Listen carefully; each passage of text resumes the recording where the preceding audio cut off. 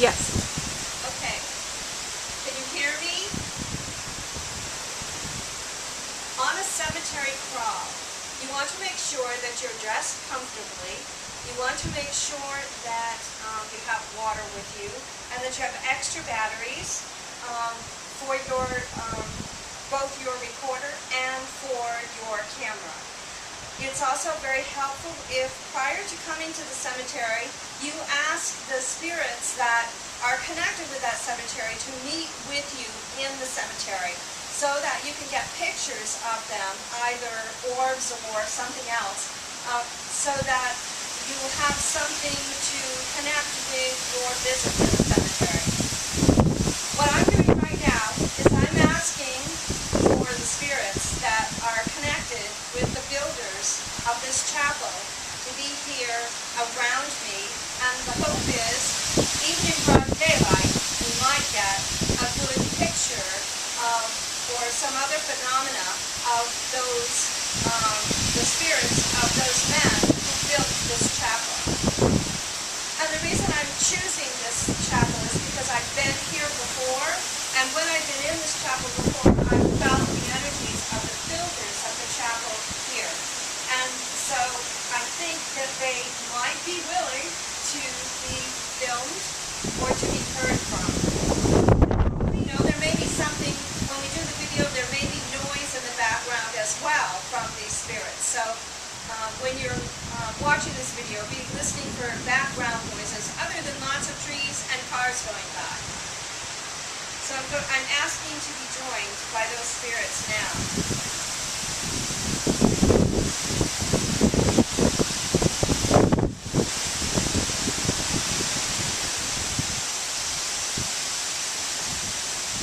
I'm going to move this way,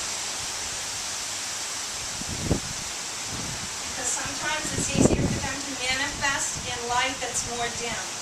So I'm up here in a dim corner of the, I don't know what you call this place, but we're in front of the chapel. And I always call it the chapel in the Wildwood. It probably has another name, but that's the name I like for it, at Evergreen.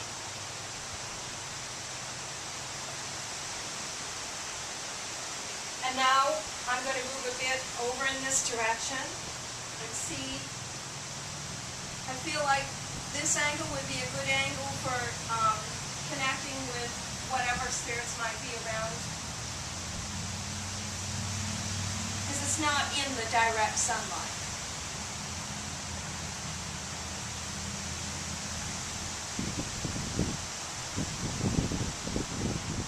And I'm also feeling like over here would be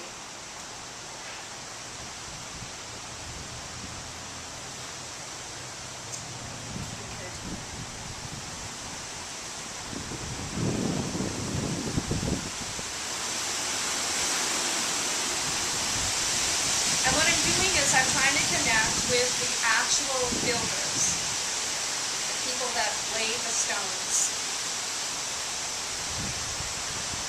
and carried the mud or the cement.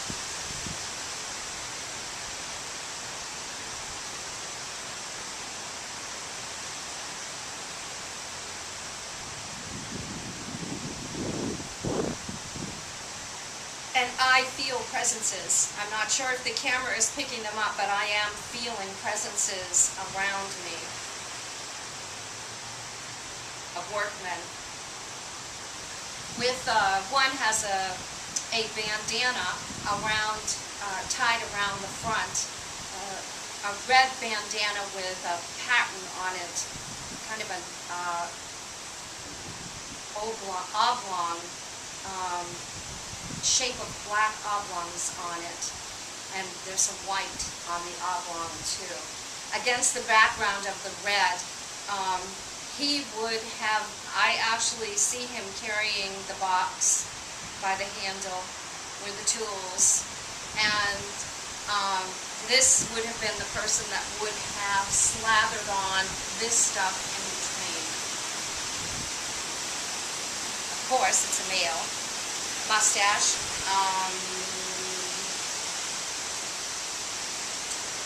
I'm hearing what sounds like a John Billy which surprises me because this is, after all, Maine and Portland, but that's what I hear. And sort of a slim man. And I also hear Karen. C-A-R-O-N is the last name. I believe that he would have been one of the people here working on this part of this chapel.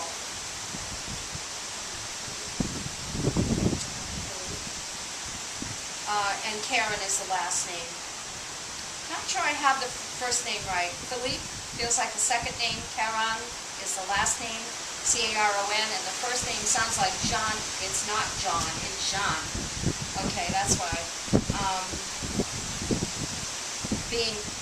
I'm feeling his presence here.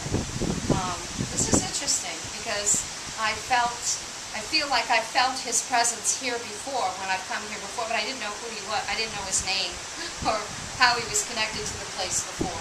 So that's what I'm picking up here. I'm now also feeling a second individual who comes in, who's also connected with the chapel here. And wow, this man well, I just got to give you what I'm getting. This man has, before passing, had long white hair. He feels like a poet, and he feels like someone who came here to write poems. After the chapel was built. And it may be that people in the area will remember who this man was.